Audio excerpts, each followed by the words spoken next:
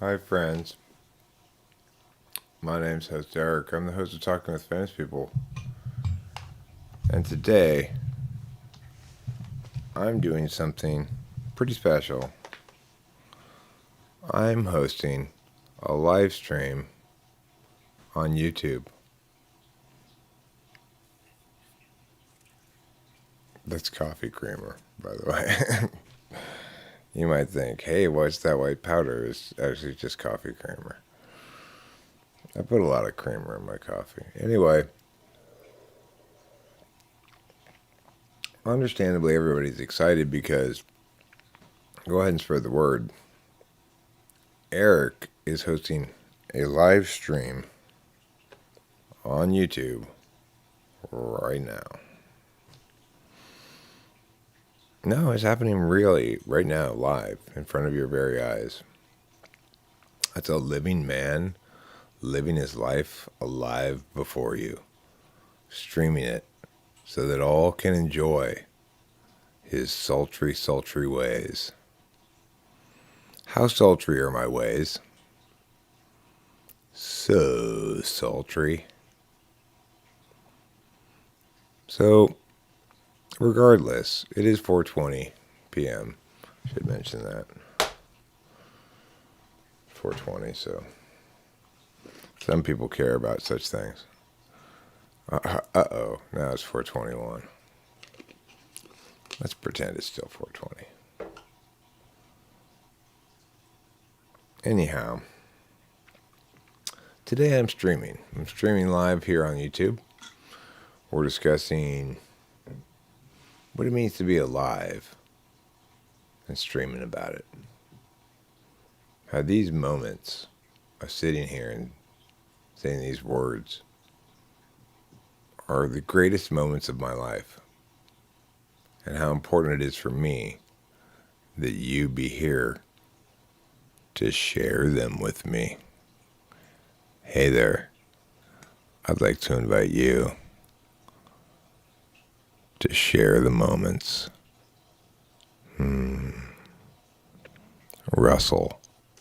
Rustle around in the moments. Go ahead, fondle the moments. They're soft, aren't they? Slightly damp, like feelings themselves. Share with me these moments. Let me have some of your moments now. It's only fair. Those are good moments. Those moments are deeply, deeply, deeply, deeply sensual. In a deeply exotic fashion.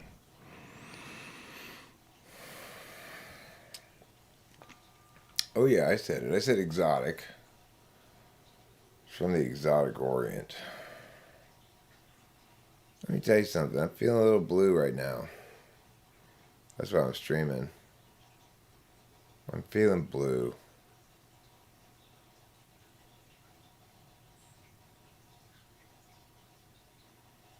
Rachel's mom has made me feel blue.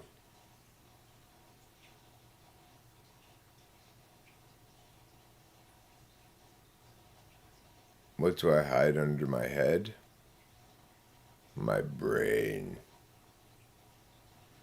Oh. That would be in my head. I like this hat. Winston's mom sent it to me, I believe. And, I like it. It's pretty stylish.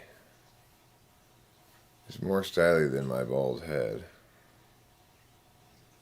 Which is, I would say, has a styliness quotient of 2.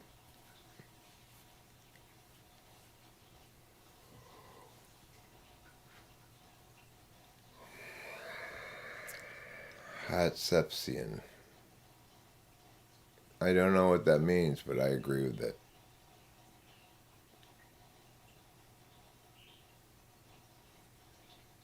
So yeah, I'm feeling kind of blue. I'm feeling sad. I'm feeling sad for Rachel.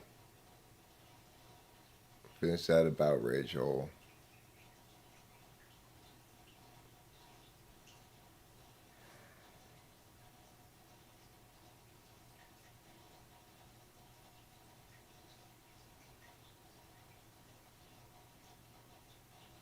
Yeah.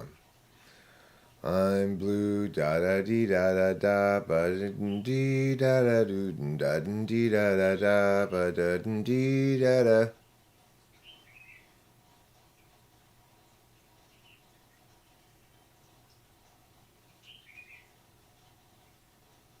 Or the Joni Mitchell song Blue. Blue. Songs are like tattoos. You know they feel it.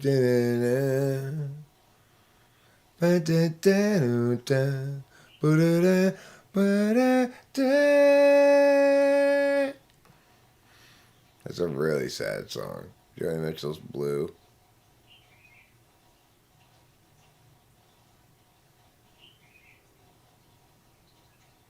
It's a great album, though. It's got some sad songs on it, for sure. Like, the last time I saw Richard was Detroit in '68. I mean, I have a song about sadness. It's not a very sad song. If I were to write a song about sadness, I don't know what I'd say about it. You know, I guess I could try right now.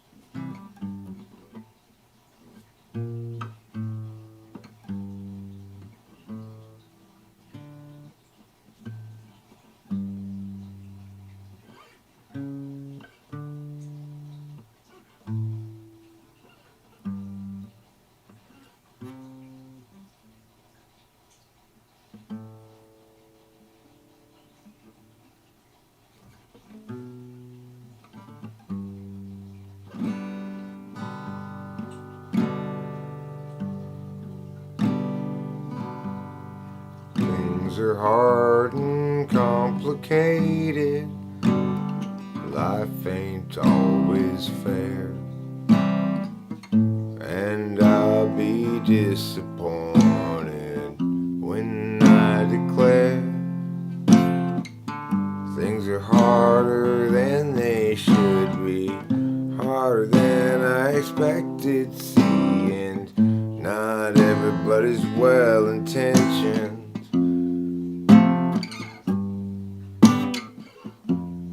Life sometimes feels like a big burden of pain. Life sometimes feels just emburdened with shame.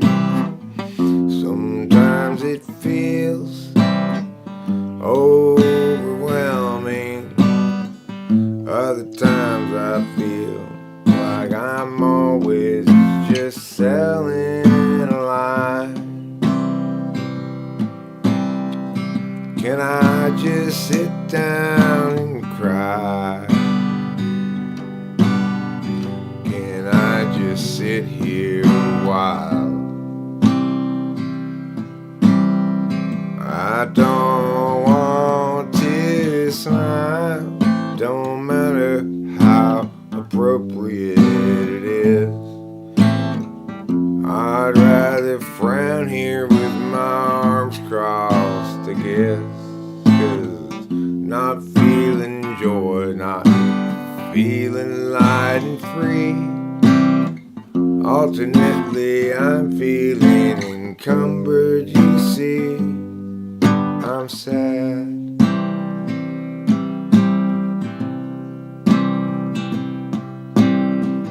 Sadness is a weight in the heart, not the waiting for time to pass, but the weight that has you down. When you like a tuna fish on the ground, being weighed, being ready to be served away to Japan.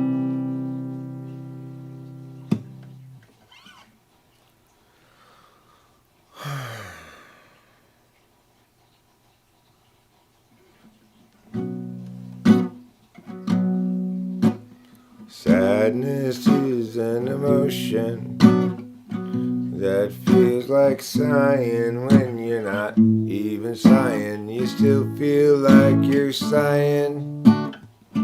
There's a feeling of sadness in your stomach and chest. It's the feeling of sighing.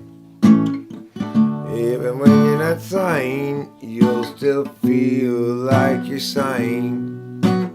A little bit of something good is dying within you. Don't know if I would ever recover. Although in reality I'm probably just hungry, and Rachel's gone to make food.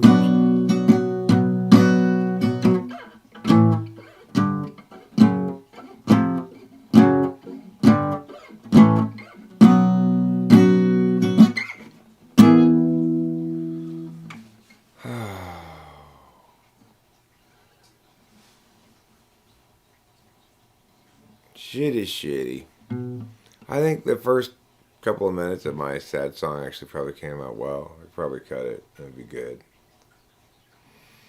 And, you know, I know exactly where it was that I should cut it even. I could tell at the moment. But I just felt like keep playing the guitar, you know. Sometimes you just feel like playing the guitar.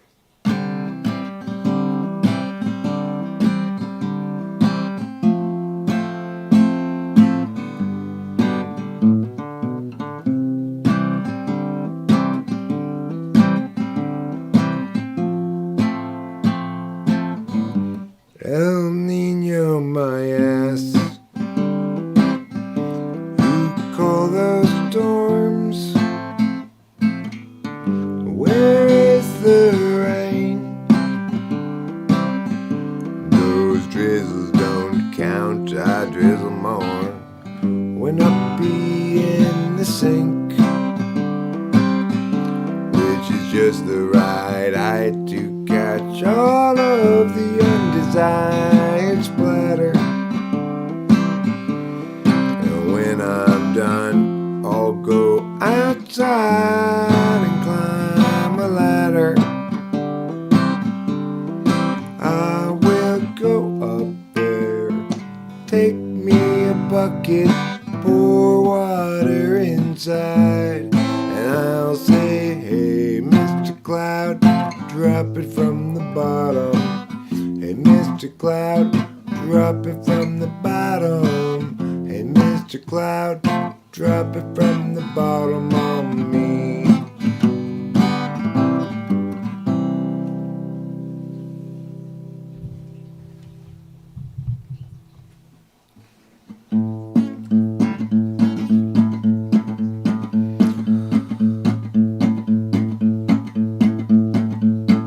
You might call me a rambling man, 'cause I do a lot of thumbing and a kicking canes, but it won't do an answer good to call me names.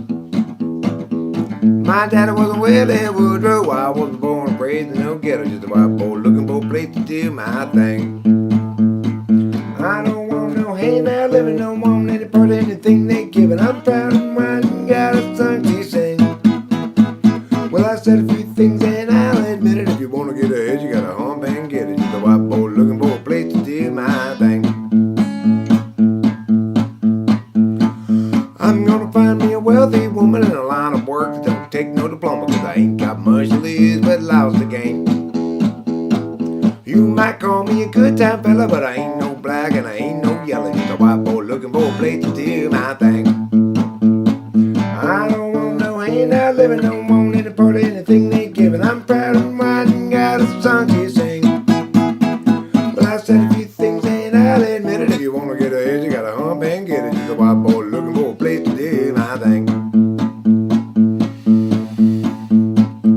Small-time boy, been around a little, and I like guitar, and I like the fiddle. Is that the soul makes the fan my flame.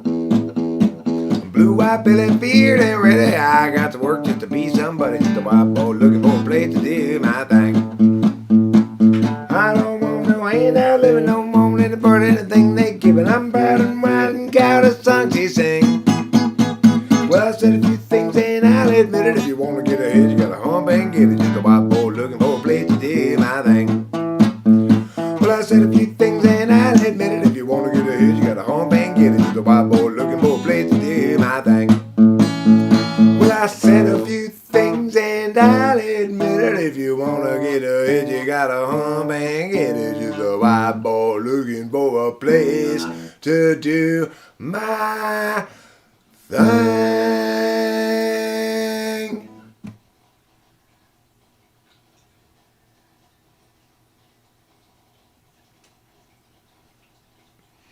Doing is perceiving. Doing is perceiving. Doing is perceiving like schmooing is bereaving. Because, that's why. Because it's a very cloudy day in Los Angeles. And today we run out of time. Struggles past, troubles still to come. The day is nearly done. Will someone buy us some more time?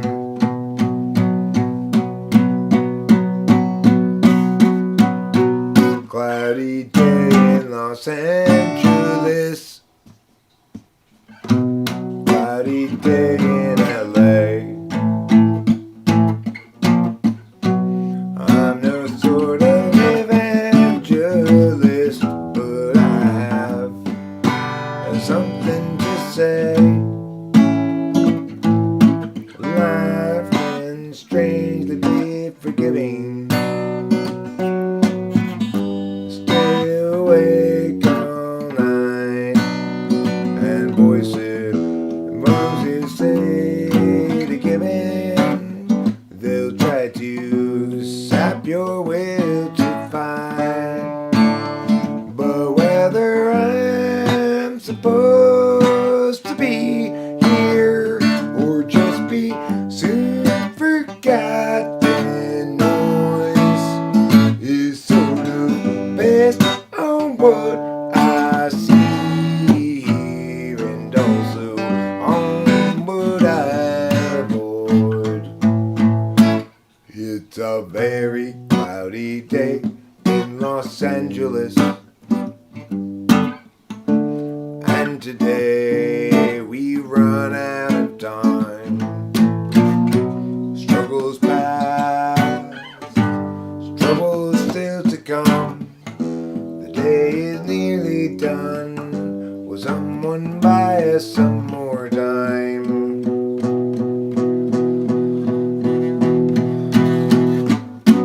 Cloudy day in Los Angeles. Cloudy day in LA. I'm no sort of evangelist, but I have something to say. Something to say. That was nice. That felt good. Felt good to play that song. I still feel sad though. I should eat that food. Might be why I have emotions. Is that I'm hungry. That frequently is the case.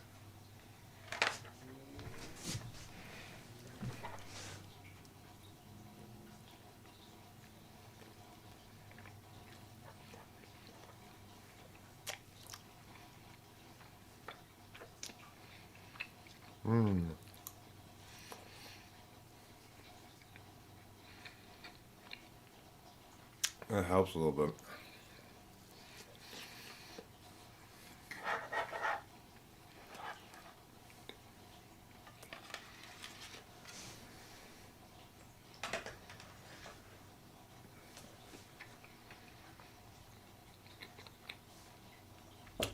INFPs, what do you do when you feel sadness?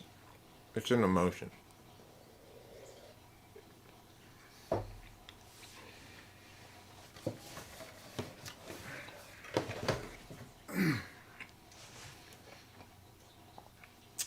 I mean, obviously you guys are the experts. I'm sure you already knew that, but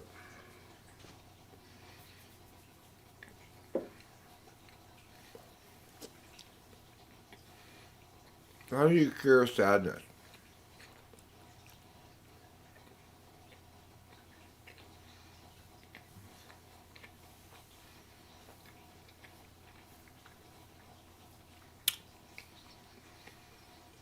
What kind of advice is that? Just deal, it changes. It's so not FI of you.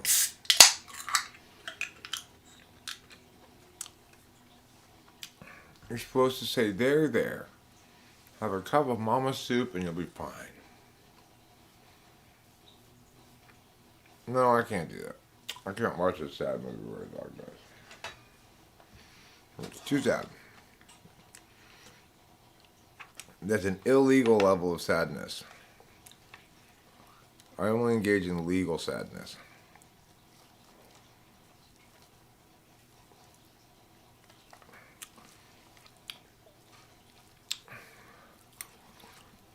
You can't sell sadness without potency in this state.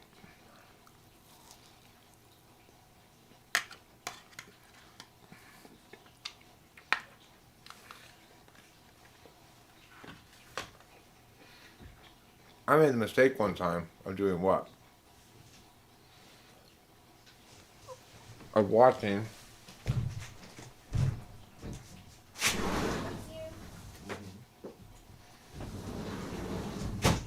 Of watching.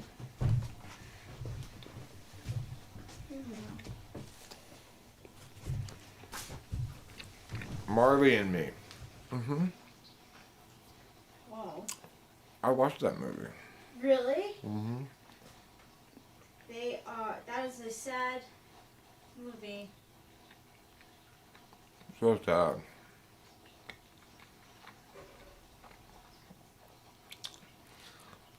Yeah, I'm sad for Rachel. I'm sad for...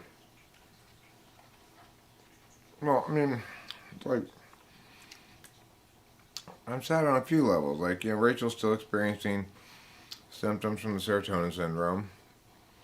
And while she's getting better, it's hard to see and hard to watch and makes me feel things. And then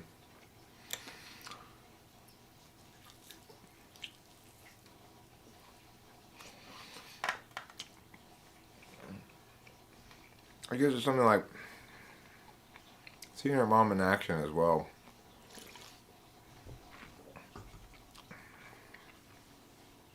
Sort of makes me contextualize other things in a worse light, I guess. Makes me feel bad. Like,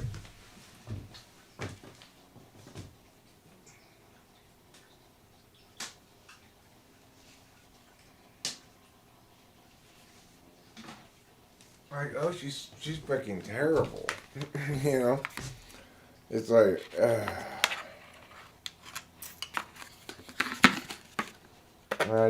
it makes me hurt to think of, in general, Rachel's just disempowerment throughout this whole process. Like, even empowered as she is now, is still relying on me, and it's so unfair, Makes me sad that we don't live in a more just world. I take solace in her dad. I feel happy about him. And, not happy, but I feel like soulless. Yeah, that's the only word for it.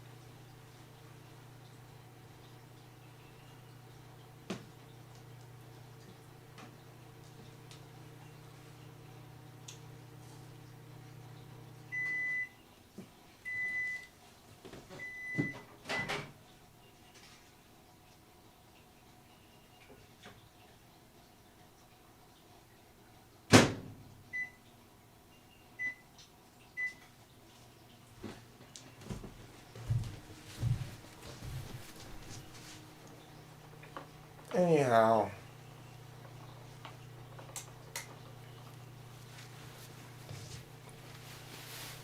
I don't like feeling things. I don't like battle. I don't like war in general.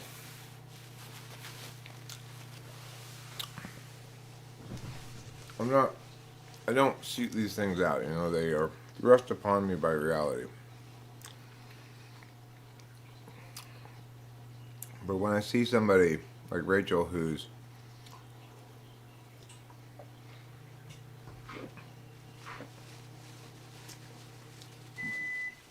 had to deal with that shit who had to deal with that shit for such a long time, you know, it's it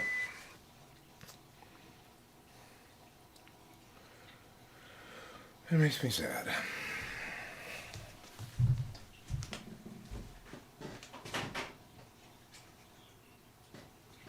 But you know, everything's super slabular right now, and that's just part of how it goes as well. When I remember things are slabular, it feels a little less sad, and I'm looking a little more big picture, you know. The thing is,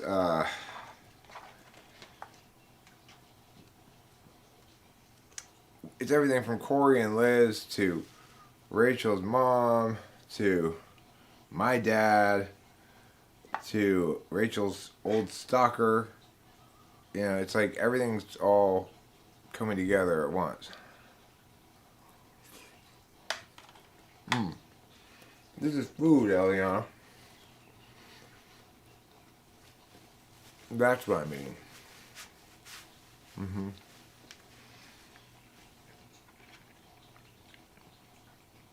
Made from the flesh of some beast.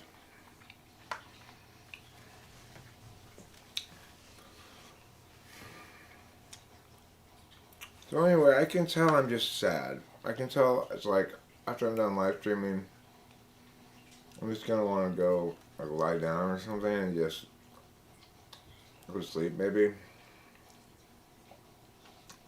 Because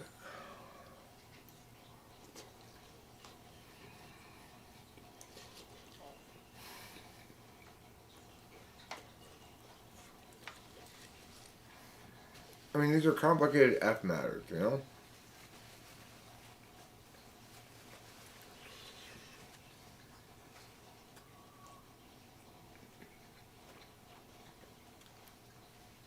Well, on the one hand,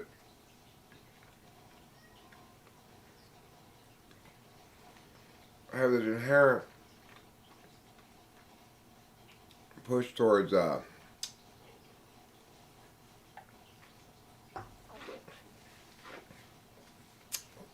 fence mending, but also a push towards justice attainment that run afoul of each other. And some people trying to mend fences is not a good idea because they don't want to let you mend fences in a way that allows both parties to have dignity, you know? And so it's a complicated F equation with multiple factors. Many factors. Complicating the whole thing are these concurrently evolving relationships with Corey and Liz. And Rich had a really good idea today when she suggested she wanted to message Corey and Liz and say she really enjoyed it and she wants to hang out again at some point.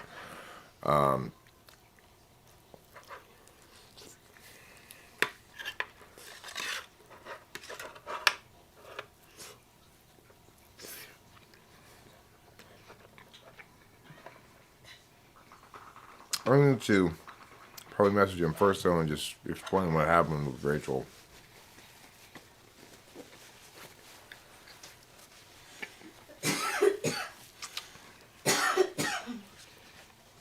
And the thing is, we're pushing 3 weeks here, and I mean, the thing though is,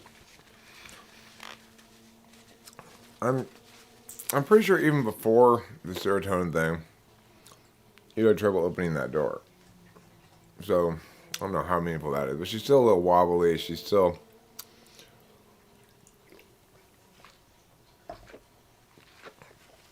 Well, she slept a lot last night. You slept a bunch, you know.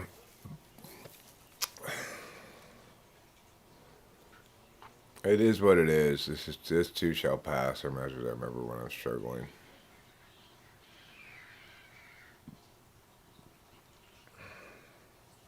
I don't believe in this too shall pass though. In this instance, it's like I still vividly remember and keep track of accounts left open, so to speak. You know, and that's what I hate is when people will not talk to me, or so I can't resolve things meaningfully. It leaves me stuck permanently with this, you know, blinking status light saying needs attention but doesn't ever get it.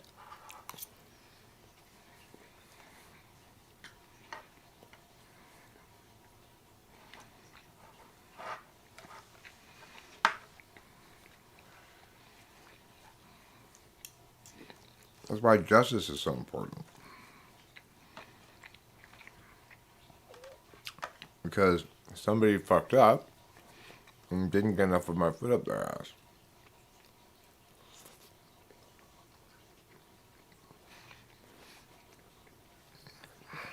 And as we all know, that's not okay.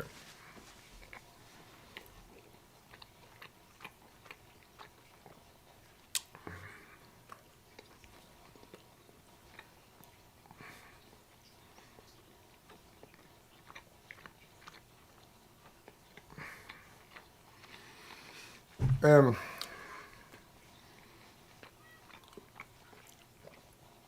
all I want to do is talk to the woman anyway. There's zero chance.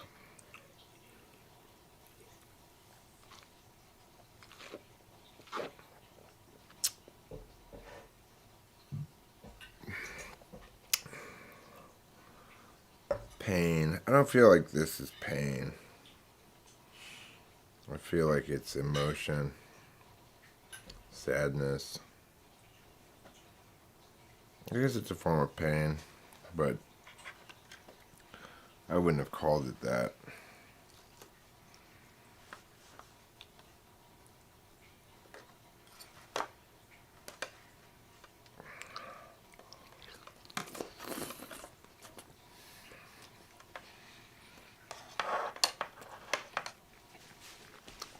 It's more like boo. You know.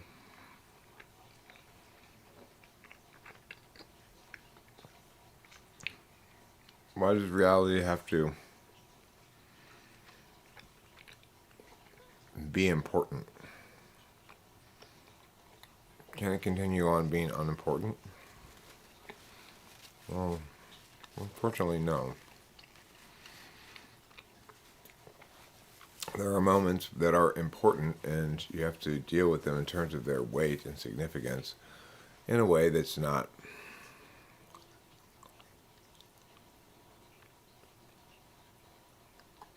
delightful. I would call my current emotions non-delightful. I'm sorry.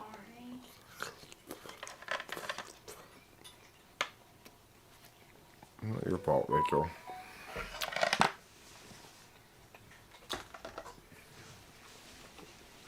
That's not your fault. It stinks.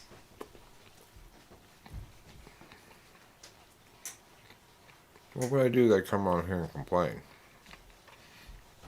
Good. which helps me feel better. Good. No, you all have some of my bad feelings. Mission accomplished. No, I don't want you to feel bad. I'm just whining.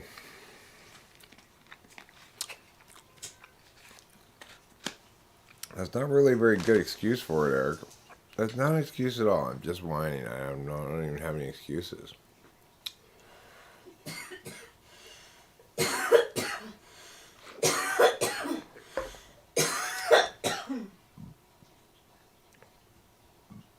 I got 2 syllables for you.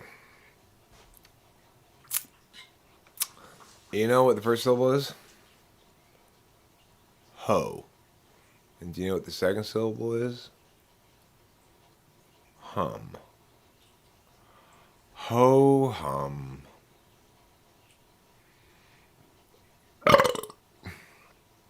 I'm not ashamed of my trauma, Elise S. I know you're talking about yourself and not me. I want to be clear about that. I'm sad because bad things happen sometimes, even when they shouldn't. I feel like it whenever it pours. And that's not cool, you know. I don't remember ordering any bad things for this month. No, me neither.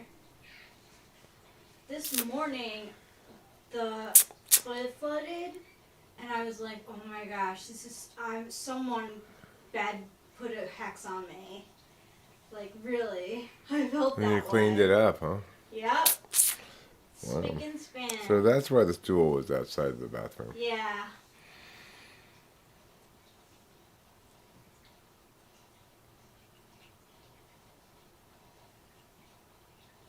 I'm sorry that happened to you. It's all right.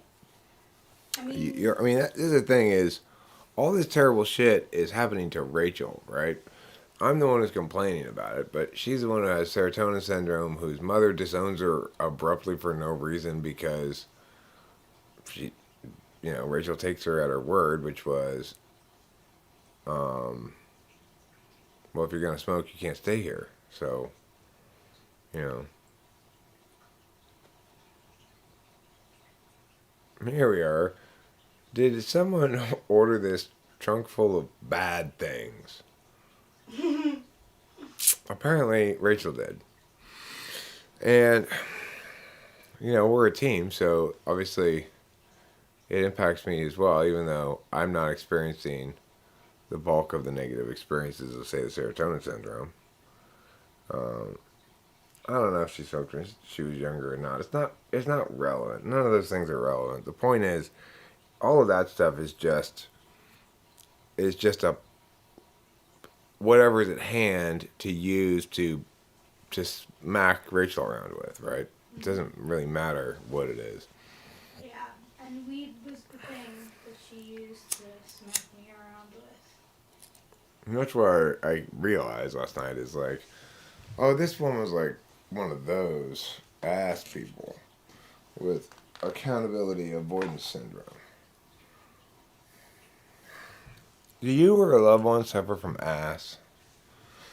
If so, contact the Ass Kickers of America.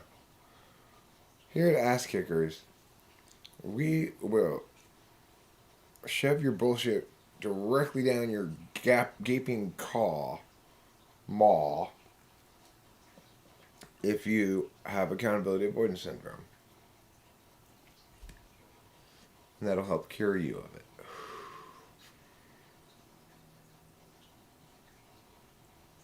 It's like that woman needs to be humbled. And the reason she needs to be humbled is because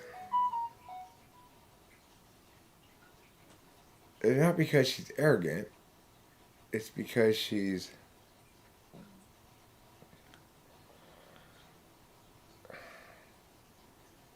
stubborn, Yeah. It's because she's super stubborn. And heaven forbid she doesn't get her way. Well, yeah, I know I'm Rachel's family. But, I would like to have a sane mother-in-law, so to speak. I don't want to have, like, even if she backtracks from this whole, like, I disown you for everything. Even if she were to backtrack from that, then it still wouldn't change the fact that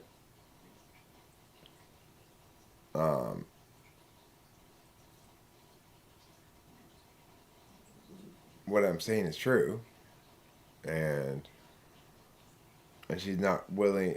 She apparently isn't willing to change her interaction approach with Rachel. She's trying to set things up such that that it looks like somehow I'm tearing Rachel away from her, or making Rachel choose between family and me. In reality, I'm making them choose between growing and Rachel. And they choose not to grow instead of Rachel. Mm-hmm. It's like if Anthony and Emily can't feel like they can't have a relationship with Rachel anymore and it has something to do with me, it's entirely about them because it's like I just won't tolerate bullshit around me. You're the best boyfriend I've ever had, or partner, period. You treat me so well, and you stuck by my side and supported me through a lot of really tough things. Like that, you've proven yourself. To to show you really care, and that means the world to me. But they don't seem to get that. Well, thanks, Rachel. You're welcome. You mean the world to me. You're the best partner I've ever had. Like, you've never been treated so well. Regardless, it's sad that you being happy and healthy, it turns out not to be a bridge towards better family relationships. Because as I discovered in my second marriage when I quit drinking, some relationships are dependent on an unhealthy constant, you know? And that's what Rachel's mom ran into here is she doesn't know how she reverted to old habits or something and decided she was going to use whatever leverage she had to force Rachel to comply to something against her will. Doesn't really matter what, that's the game she's playing. Let's use leverage to force. And of course, that's not love. That is not love. That's how one attains justice, perhaps, but it's not love. It's something people who love each other don't do.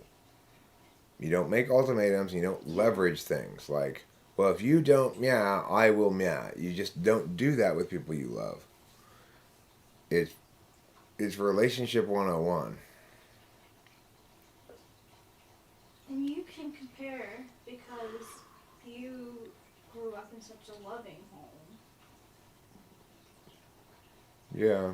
So you know what it's like to be unconditionally loved. So it makes it, like, easy for you to pick out what it looks like when it's not good. Well, I mean, that's good. Good heck. Good. First of all, I'm not a big believer in tough love, although it depends what a child does. For example, if Delilah growing up I had caught her torturing an animal or bullying something or something like that, then we would have had there would have been reason to think, okay, this person needs to have negative reinforcement applied here instead of positive reinforcement, and that would justify that exception. But I never experienced that with my daughter. There was never a case where I had to where making Delilah suffer was good, and that's what it boils down to. You can construct circumstances in which it is, but your basic frame of reference is making your loved one suffer is bad. Period. It's pretty simple, really. You know, knowingly making your loved ones experience worse is bad. And if you are going to do it, you better have a damn good excuse for it, you know?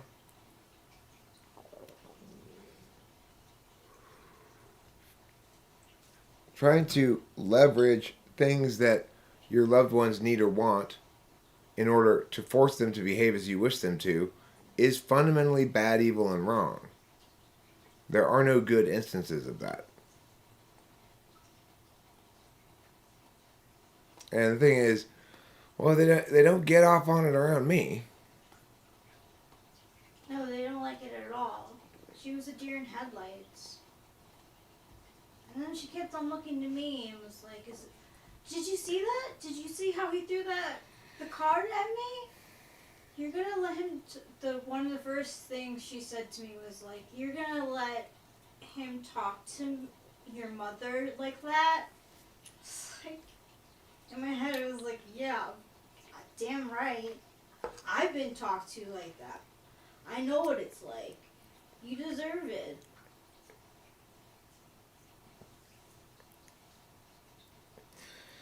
Anyway,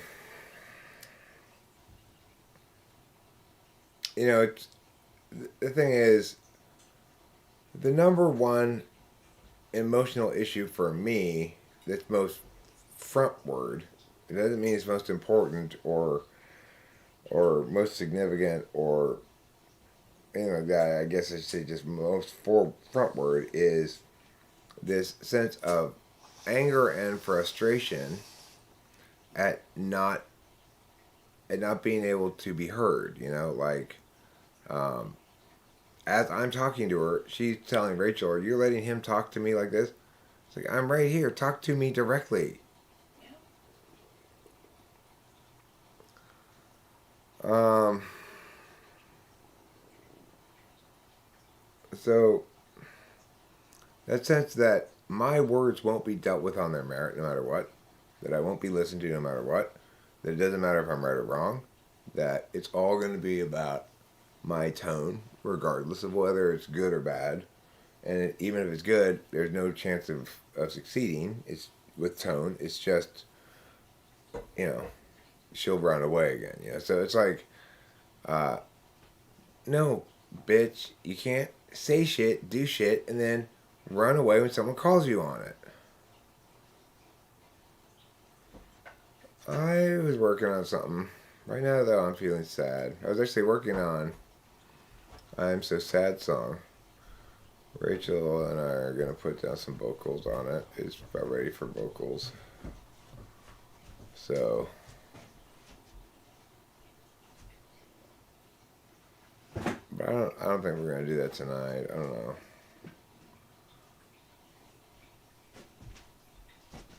At least as I don't know if I can say that explicitly. It certainly felt like that the way it played out.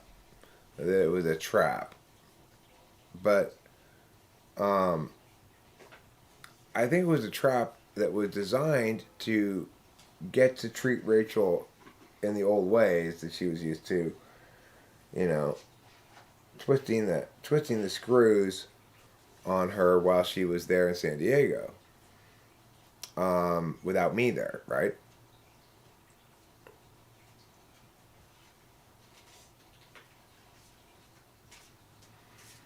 So, I don't think she anticipated it going the way it did, but I think she went immediately to possibly like a backup nuclear option plan. She jumped to it quick, you know, when she realized she wasn't going to be able to be subtle and fool anybody, right? There wasn't any fooling everybody. Eric wasn't having it. Rachel wasn't having it. Rachel may not be saying it directly to her, but Rachel wasn't having it either, you know? So it's like, it is very much the case that she waited for me to go before starting to pull this shit, right?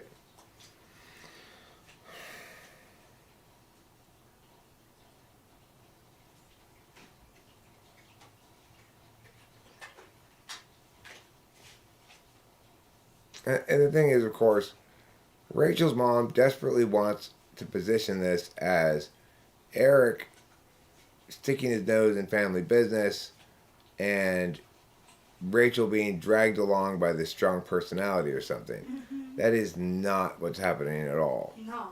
It's like Rachel called me and said what her mom had said, and I said, well, you know, we guess you gotta go. You gotta go. So we'll go get you. I expected to have like a snarky conversation about it, but I didn't expect her to go all nuclear like that. So, anyway. You got the Page of Swords. That's what I feel like. I'm not even a Knight of Swords right now. It's like my swords are useless. I might as well be an amateur.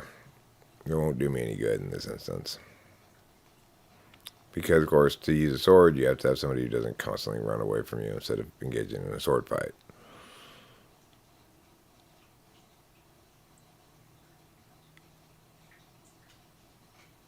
I mean, I see swords as logic, justice, truth, in a harsh way. And what that's saying is, I'm not situationally equipped to use swords successfully.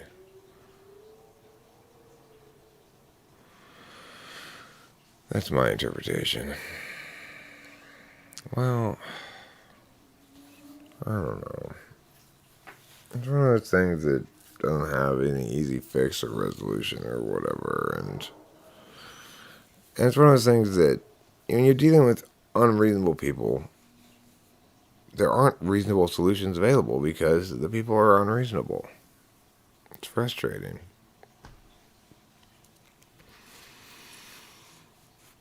You know, that's why I decided today to do a live stream on YouTube. That's why it's titled this. Can you pull another card for me?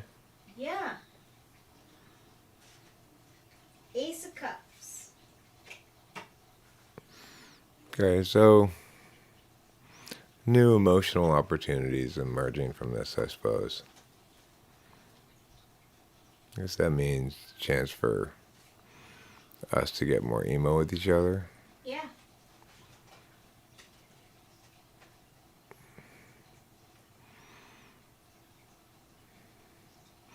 You know, the cat was so sweet this morning. I fed her early before I decided to go in and go to bed. And then after she ate, she came inside with me. But then she started doing that I need you to feed me thing, where she puts her head underneath my chin and pushes up like this. And I tried to push her away multiple times, but finally I gave up. I'm like, God, I already fed you. What the hell? I came outside, and sure enough, she still had food on her plate. She was meowing like that and doing that because Trouble was here and wanted to eat. She was telling me I forgot to feed Trouble. Oh, that's so sweet. Isn't that sweet of her? Oh. What a sweet kitty. That is such a sweet kitty. Caring about her friend like that. Yeah. That's a good kitty. That is a good kitty. She sleeps with me on the floor, like under the bed. Oh, yeah? Yeah. That's nice. You can't roll over her and she's next to you. Yeah. Best of both worlds. She's TE'd the problem. She has. She surprised me this morning. I got up and opened the door and she slithered out. I was like, oh my gosh. In a train. Maybe I've got a picture of a train. Let's see. Pee-Pee is the king of wands. I guess so.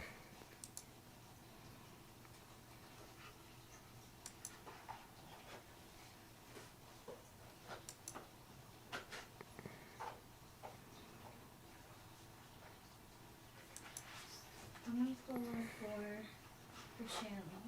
The Empress. The Empress. Lady of Magnificence. Yeah. What does the Empress mean again? It's like Earth Mama. She's the mate to the Emperor, and she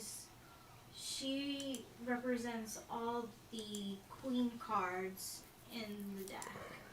She's like the #1 lady. Would you say that she's so yeet? She's so neat.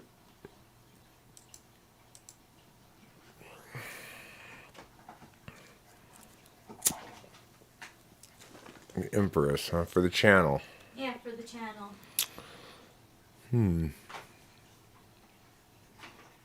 I think that references the fact that that the world is fertile ground and that I planted a lot of seeds. Yeah. That one reaps what one sows eventually. Absolutely. I couldn't see a train, Yo-Yo. I didn't see one, but I saw this and it caught my eye. I'll try to find you a train. God. So particular.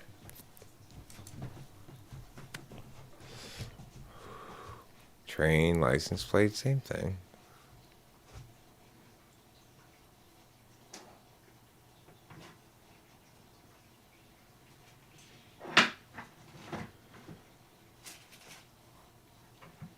Let's see. No trains there. No trains there.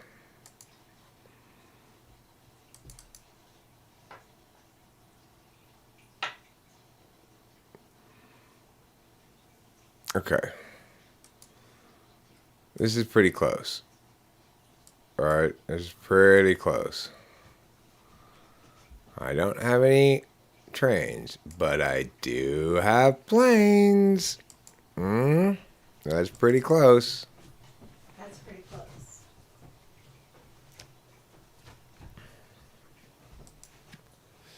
You're gonna have to deal with planes. Hey, who's driving that plane? It is what it is equals Empress vibe. She's grounded, calm, and intuitive, so the card may be telling you to just stay grounded mentally with the situation. Hey, Lisa, I like your tarot card interpreting work here. Can I see the deck, Rachel? Yeah, sure. Oh, you already put it away. I'm sorry. Yeah, it's okay. It's good for me. I'm gonna pull 3 cards for Rachel. What you might call like relevant past, immediate past. The relevant past is longer term past, but it's still relevant. And then emerging present. Because I don't like to do future, okay? And then you tell me what it means. Okay. Well, you're gonna do it anymore right now, so you do it anymore. Look, it looks like my hat's the tail of that plane. It does. All right, here's the first card. This is for the distant and relevant past. Ace of Pentacles.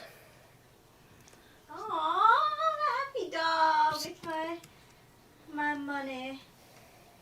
That's the more distant and relevant past. That's very accurate. Now let's look at this. Oh, this one came right out. This must be the immediate past.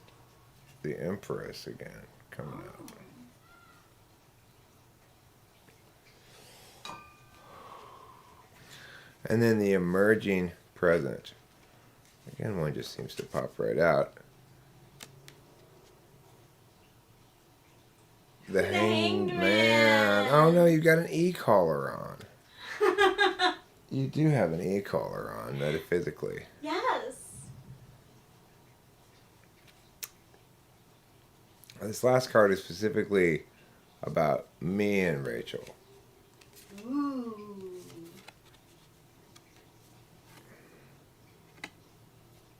Aww. That is the Card. 9 of, I believe, Cups. Yep. Is that Dinner with Jesus? That's Dinner with Jesus.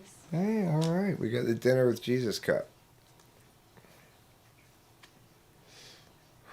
It's a dog deck. Yo-Yo. All of them are dogs. Mm-hmm. It's really beautiful. What's on the bottom, you might want to know. Why, it's the 5 of Pentacles. Oh. It's crying over spilt milk. Or, no. Feeling like you're out in the cold. That's 5 of Pentacles. Feeling like you're left out. And Elise S., this is for you. This is a card for Elise S. She got the 2 of sticks, maybe? Two of rods? Two of wands? I don't know. I think so. I think that's the two of sticks. The door slam card is the five of pentacles. Yeah. Mm. I like that. So on the bottom was the door slam, and I think that represents the frame of reference here. Yeah, we do tarot doggy style around here. Intercourse, straight missionary.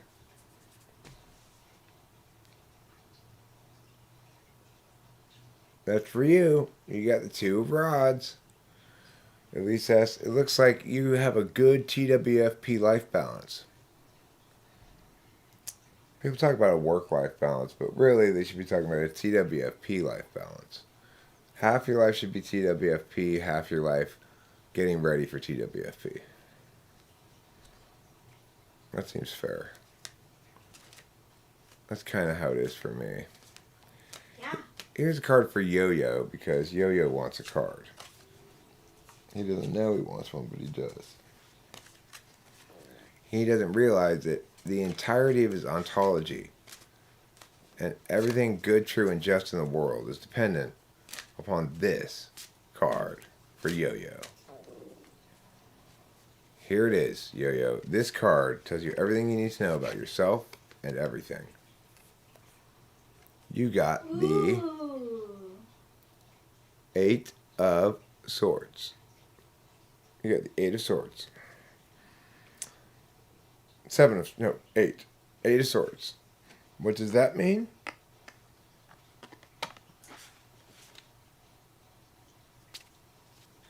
That dog looked fenced in. Maybe you feel a little fenced in. Are you feeling a little fenced in, Yo-Yo? Feeling a little fenced in by swords? Has somebody built a fence around you made out of 8 swords?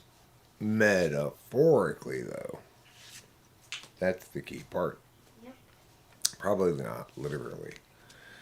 Adska Goodhukuga. You are going to get a card now. This is your card. It tells you everything you need to know about yourself, your ontology, whether you're wise, how much wise, whether you're lucky or unlucky, everything. You got the Four of Cups. Oh no, someone's flying away with one of your cups, it looks like. Grab them before they fly away with it. What do the Four of Cups mean? Consideration. Consideration. Well, you may not be wise, but you're very consideration-y. Good, congratulations. Hi, Nex. Hi, Frog. We're pulling important cards for people. Frog, you're going to get the next important card. It's going to tell you everything you need to know about yourself, your ontology, your identity, your past, your future, your present, your relationship with God, everything. All in one card. It's a super powerful one. Alright, Frog, are you ready? Must be this one. It fell off. It's the Six of Dogs. It's the Six of...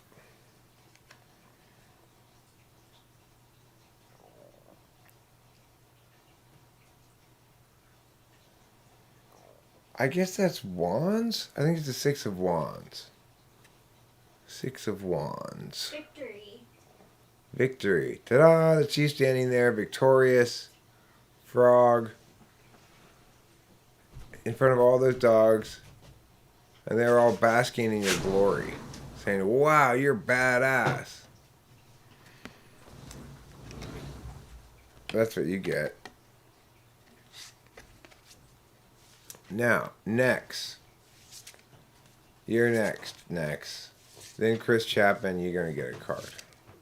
Alright, next. This one card is going to tell you everything you need to know about yourself, the truth, the past, the future, life, animals, people, the wind, volcanoes, everything.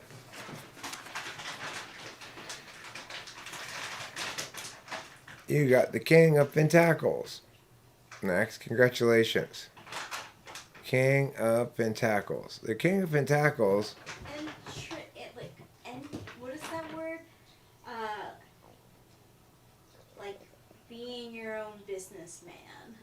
Being the boss. Entrepreneurially boss-like. That's you. Next. Very unlikely to be true since you're here talking to famous people. But nevertheless. The cards never lie. Now, Chris Chapin. You need a card. You need a card so badly you're about to vomit blood. You got the King of Cups. That means you're the king of love and emotions. Other emotions too. I guess that makes you the king of sadness, so it's not all good. It's not all good. Because I have sadness in my heart right now. And you're the king of that too. That's not a good thing to be the monarch of. You don't want to be in charge of my sadness, but you are. It's your responsibility, and now I know who to blame. It's Chris Chapin's fault. Are there any other people who want a card who haven't gotten one? Anybody? Rain, there you go. Rain needs a card because he believes so much in tarot. Ooh, Rain, look what you are. Ooh. You're the fool. Now who's the fool? Now who's the fool, Rain? Now who? It's clearly you. You can see from this card. What about the fool? Fool's a pretty good lay. That's journey. That's her. She identifies with this card. Yeah. The number 0. You But the fool, dog.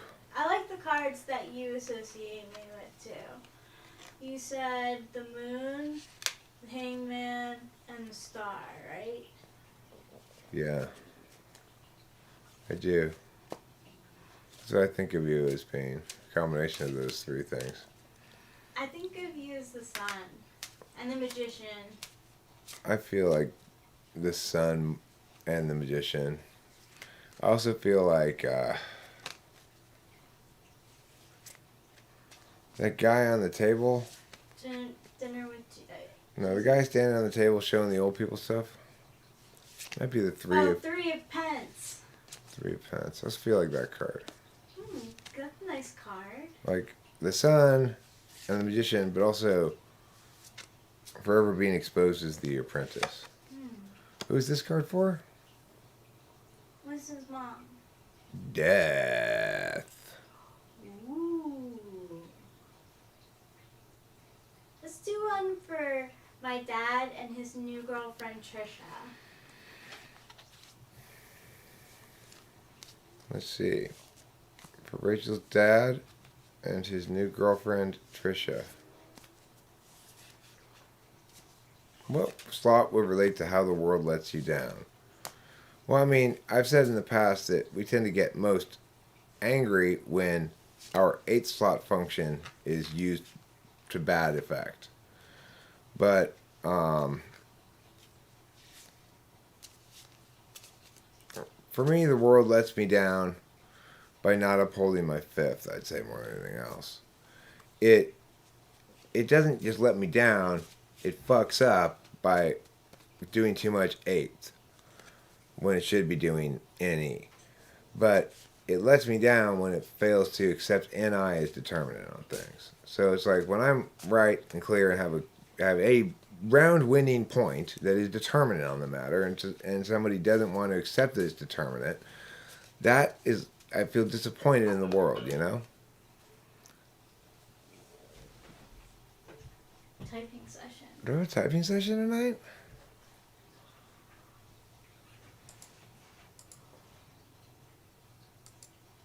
I didn't know I had one. All I saw on the calendar I thought was, oh, that's right, I scheduled this yesterday or something. I knew about Jeffrey at 7:30. I forgot about this, though. That's fine. So I'll do that in half an hour. A little bit less. I'll get off this and a little less than that. I guess that'll make me feel better in general. I'll be like, oh, I'm useful. I'll probably do a good job because being sad kind of makes me calmer than I'd otherwise be. And it makes me not care about stuff that doesn't really matter. I guess it makes me not so playful. I wonder if that's a 7 thing. I don't know. They say that 9. The tower. Ooh.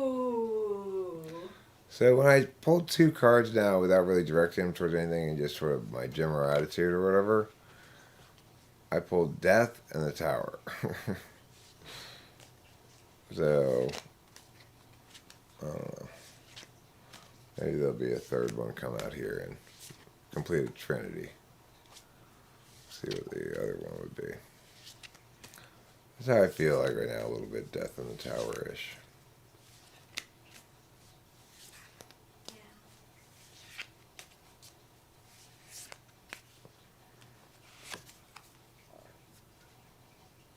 The last one I pulled was 9 of Sticks. What's the 9 of Sticks? That's the dude who has the bandage around his forehead, and he's like standing there with the stick, and he looks really tired. It's like the end is almost near. Yep, that about sums it up. Death, the Tower, and the Wounded Warrior. Mm-hmm.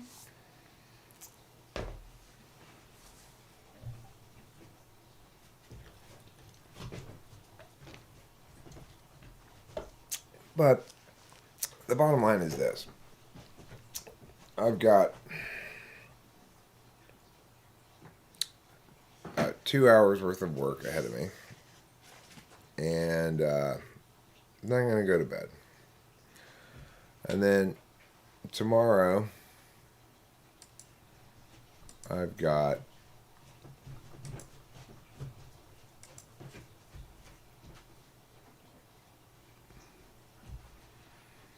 something at noon.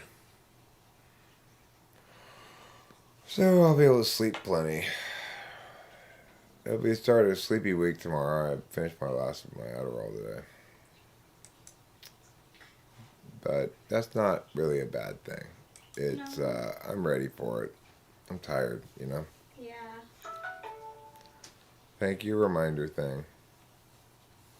Yes, thank you, reminder thing.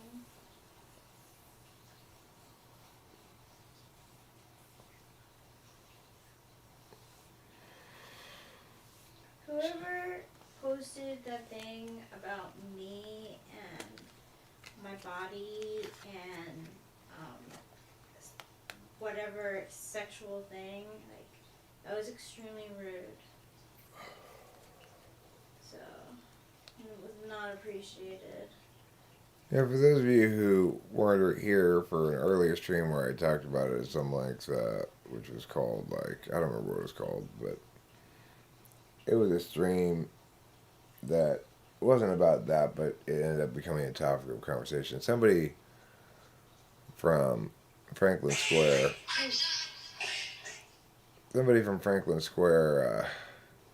left a few really nasty comments about Rachel, about me, about his own history with Rachel, etc. And Not cool. Not cool. and that made me sad the other day, but I'm basically over that now.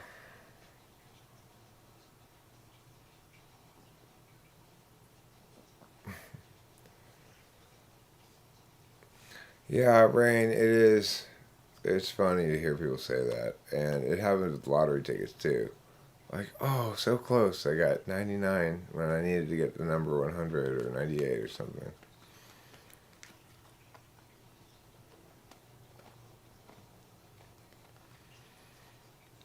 Yeah, it was really it's like when I think about it, first of all, from what I can tell, having talked to Rachel about it now, is I don't even think the guy actually slept with her. The way he worded things suggested that, but I don't think it happened. And um, he didn't say so explicitly, so he left. He said things like, "I spent the night with her, and she had a nice little body," and things like that. But he never actually said that they did anything. And when I waited till today to mention it to Rachel because I didn't. She was already overburdened with other shit yesterday, and I just didn't want to. Didn't seem good, but the time I did bring it up today, it was because it fit into this larger slabbiness thing going on that, in a way that I thought was worthy, including as a mention. Sort of, you know, our pasts come back to us in various ways. Rachel's and mine both coming back in fairly short order, like her mom coming out here, but not that long after we went with recording Liz's house. And I talk too much. No. No. This is what a live stream is all about. I need to talk things out. Being still doesn't help me at all. I mean, I don't mind being physically still. Sometimes that's a good thing.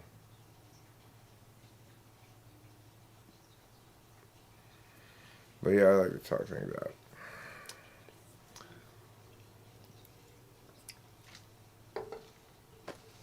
I don't know how to, talk things out. Basically, when I left there, I was like, I didn't tell you that I was leaving because, that I get very intimidated by you, and I don't want to be, if you're nauseous over this stuff, I don't want to be around you and to make you sick, so I'm leaving. At least, as the reason the planes are in the photo is because Yo-Yo requested trains, but I didn't have any.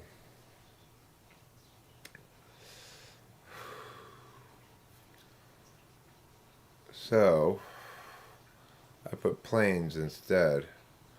Anyway, the central message of this live stream is I feel kind of sad, but I do feel kind of better having talked to it. I like looking at the cards. The cards remind me that whatever's happening right now is part of larger narratives, Yeah. Which is one nice thing about looking at those cards.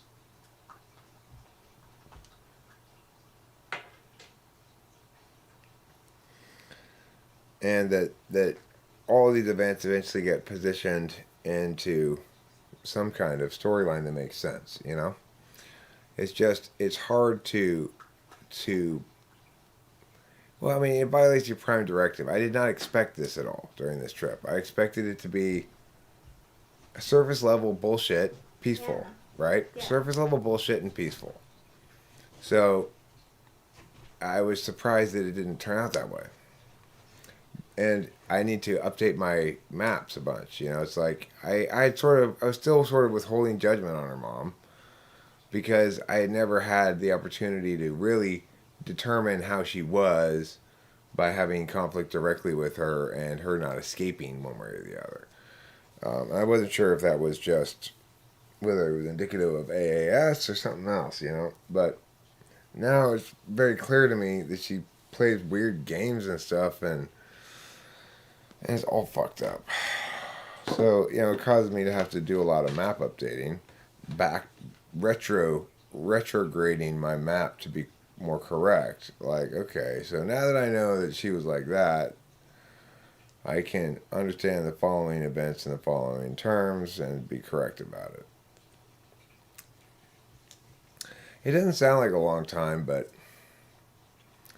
2 hours, that's how much of the work, starting in about 10-15 minutes. Right now, it feels like, I don't want to do that. I I'm about ready to stop streaming and go to bed. But actually, when I get started with the client, it's always a little shoot of energy because here's this brand new person that I've never met before, and I get to play the easy and comfortable role of asking questions, which is, and thinking about things. You know, I don't have to.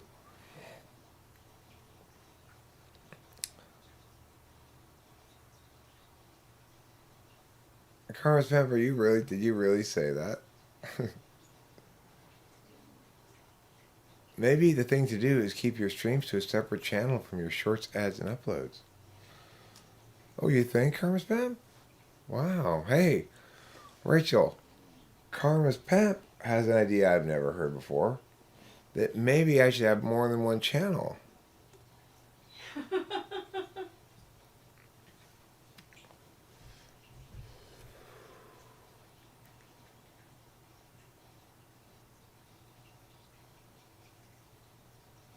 Like he hasn't heard that one before. Well, Rain, I don't have a I have changed my claim in the sense that I backtracked from it. I don't know. I'm trying to find that out with some experimentation. That's the answer to the question. I'm trying to space them out and see if it makes any difference.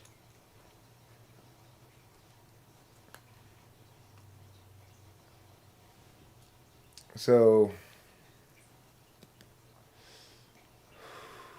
we'll find out. I've got a bunch of them scheduled, and I'm going to let those scheduled ones play out as they play out. Occasionally, I might make one and add it to the list of the schedules. Like I have nothing scheduled on the 16th. I know somehow I skipped that day.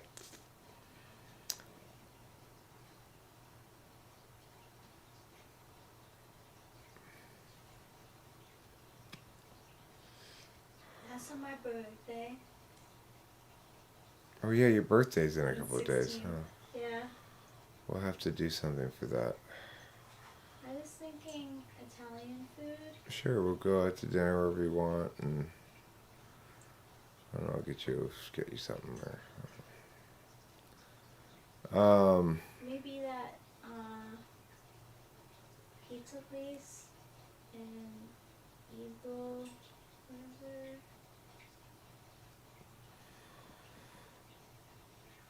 Well, there are plenty of variables changing. That's true. But the thing is, Rain, I'm never going to draw really firm conclusions about it because it's always not just an experiment, it's also the game. So it's like, it's not just practice, it's game time. As I'm experimenting with things, they're either working or they're not. And whatever meaning I ascribe to it as to why they didn't or why they did is to some extent speculative. So over time, as I continue to play around with uploading various things, I will draw various conclusions to varying degrees of confidence, but I'm never really going to know. YouTube's complicated, you know? I will point this out.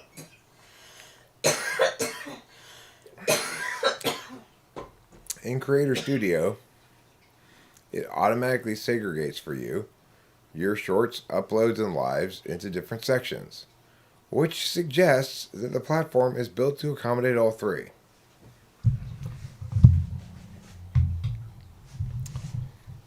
So, I mean,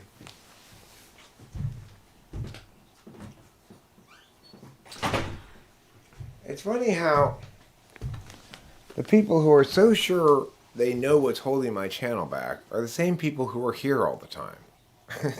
It's not holding you back. It's not holding the channel back with you.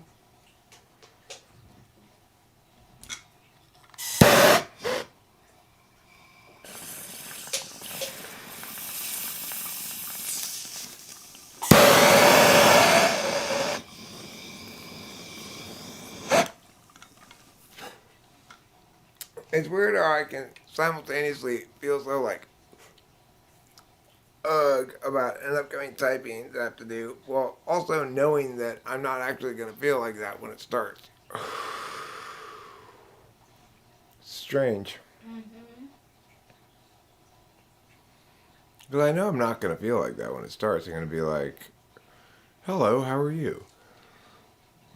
No, in fact, that was something I forgot to mention in that last video I made about experience versus, dynamic things versus static things. Is a perfect example of something that no matter how hard you try, you cannot describe to somebody, but that has to be experienced for yourself, is drugs. You know? Yeah. It's a perfect example of something that the experience of it won't meaningfully be put into static objects. Because it's about a person's relationship with a dynamic mental physical combination body mind thing going on, When the moon hits your eye like a big piece of pie, that's amore. For a long time I thought that's what the lyrics were. A big piece of pie. Yeah, I think it is. It's not, it's pizza pie. Oh. Makes more sense. Yeah, it does.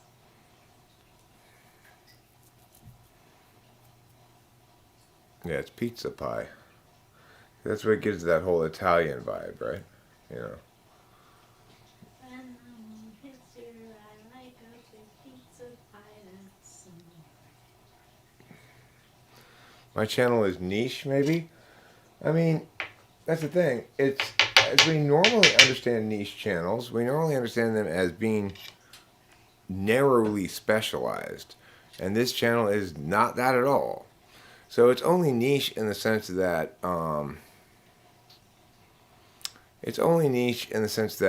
there's not really another channel probably, I mean, maybe there is, but I don't think there's really another channel like this where you've got somebody doing so many different things and also engaging a lot on live streams and also being actually smart. I mean, that's the other thing. It's like,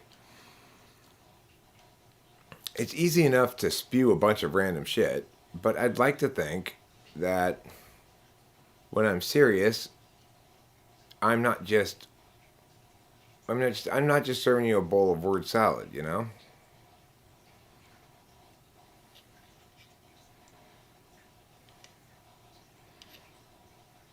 Well, that's true, Rain. And what I'm saying is, because of the nature of drugs, I guess is what I'm saying, is that they provide a great example of how certain things resist having the experience described in ways that others can relate to and therefore understand. Whereas things that are not sensational in that fashion are easier to communicate about because they have their own identity independent of you experiencing them.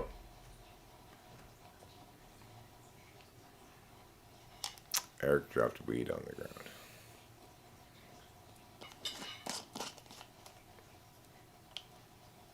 And that's really the key. Does something have an identity independent of you experiencing it? Well, obviously, nothing has existence at all except insofar as it enters your consciousness, for you at least, So there's that, but the answer is things that we understand as static and having distinct identities outside of ourselves, we communicate about with a lot more ease because they operate under that frame of reference.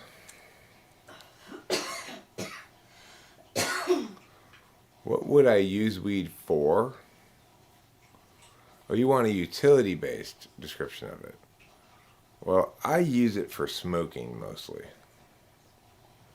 You see, the problem is I don't have enough smoke in my lungs. I tried to get enough with cigarettes, but I only get maybe 3/4 of the amount of smoke I need. So I like to add marijuana to make sure I stay healthy and keep my respiratory system robust and filled with bong resin.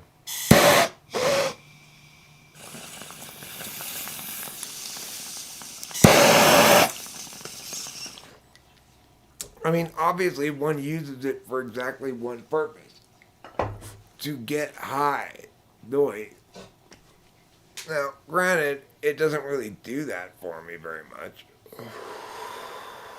But it does like it was been all day or something, you know. Then I'll get kind of pleasantly high for a little while. Why do you smoke weed? Well, obviously to get high. Why do you smoke cigarettes? Obviously because they're so cool. I mean, like it or not, smoking's super cool. People like to pretend it's not, but they're making gay-ass public service announcements, so who's really cool?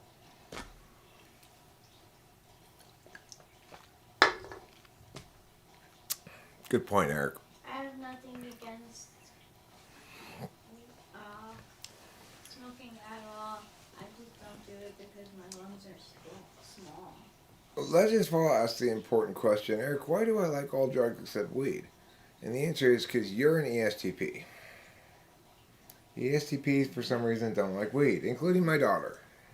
Yep. She never wants to smoke weed.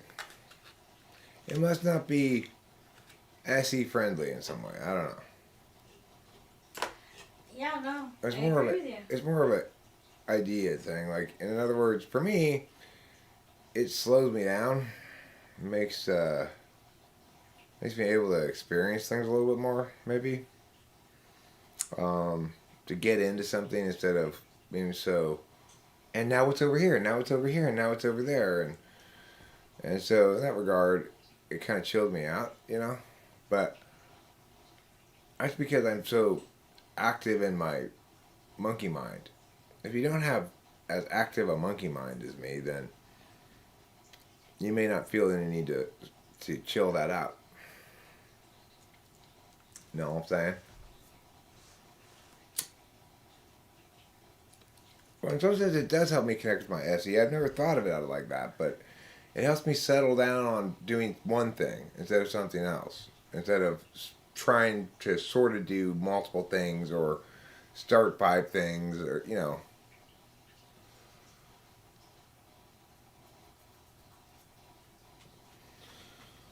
Oh, okay, well, I guess I better go. Gotta get ready for this typing session. You know what it doesn't make taste better? Cigarettes. After you pulled a couple of bong rips, sometimes that first hit of a cigarette tastes awful. Adderall for elephants? Wow, that must be a lot of milligrams. How many milligrams are in an Adderall pill for an elephant? I didn't even know elephants suffer from ADHD. I'm glad the veterinary medicine people have caught up with that horrible disorder in elephants.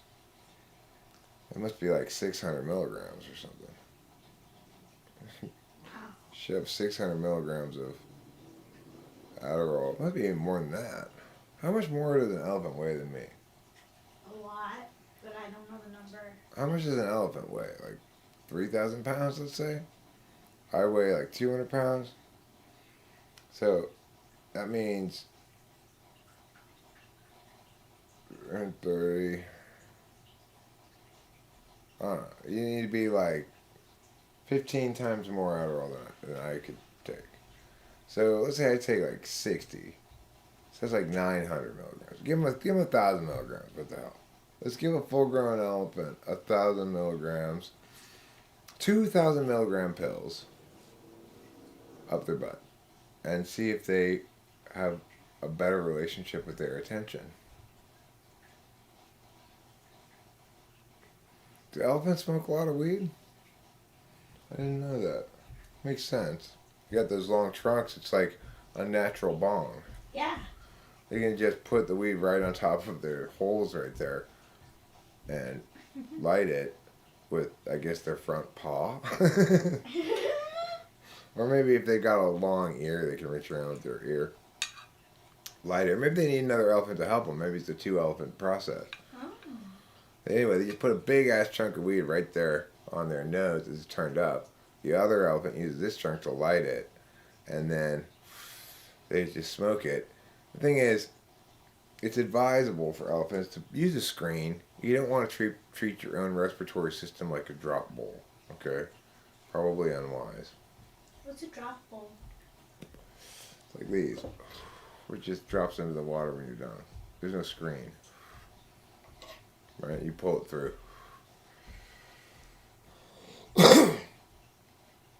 Am I dualized to weed? I don't know what dualized means. Marijuana and I have a very active and mutually beneficial relationship. The weed benefits from me smoking it, and I benefit from smoking the weed. Weed exists to be smoked. It's like toys in Toy Story. It's only happy when it's smoked.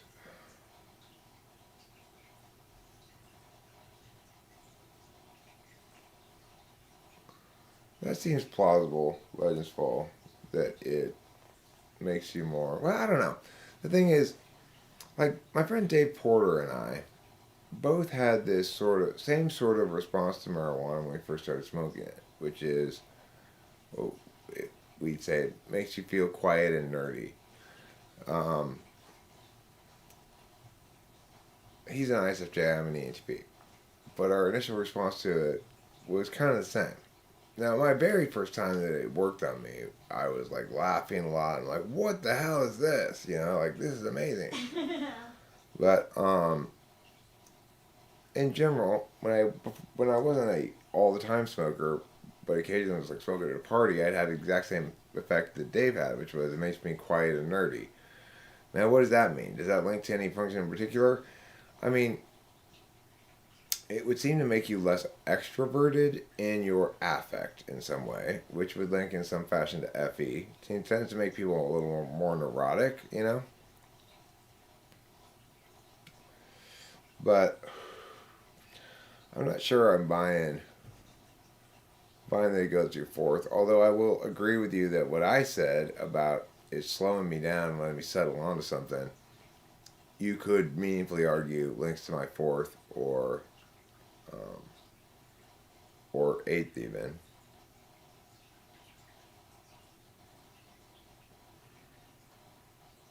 Weed usually pumps me up. Well, it's interesting because he just said, Legends Fall says, my INFJ brother, for example, it makes me want to do stuff. Is that your effect too? Yes. Oh, that's a good point. I mean, there's a couple of good anecdotal examples that seem to indicate some sort of pattern there. So maybe you're right. And that's what I tried to express to my mom too. I was like, it's part of my routine. Like that's how I live. Like, get used to it. Yeah, well,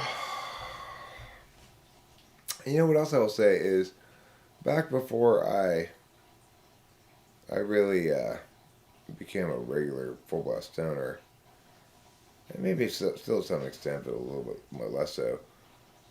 Smoking weed would make me feel cold, and it would make me want to get cozy and or go home, things like that. Ah. That's very SI. So. It is. That's consistent with what you're saying, Legends Fall. And for Legends Fall, he says it makes him not able to do stuff. He's in NI land when he's high.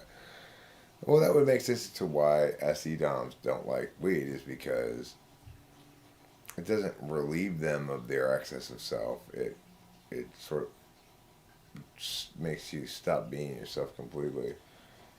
I don't know. It's the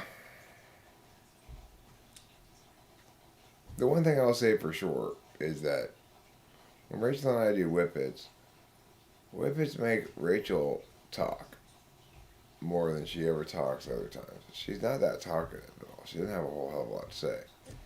But when she does whippets, she starts babbling stuff that I got no idea what she's even talking about. Until maybe at the end, I think, oh, I guess she's referring to this person. Like, in her head, she's thinking about her family, right? And she starts talking mid-sentence, mid-story about something I have no idea what she's talking about.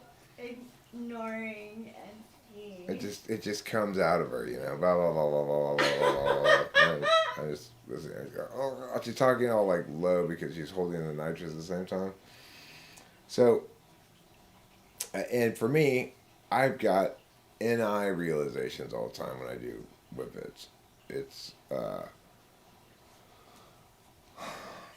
like that video I made earlier was something that I was inspired to do by doing a couple whippets. Oh shit, I gotta go. Bye. I got that thing.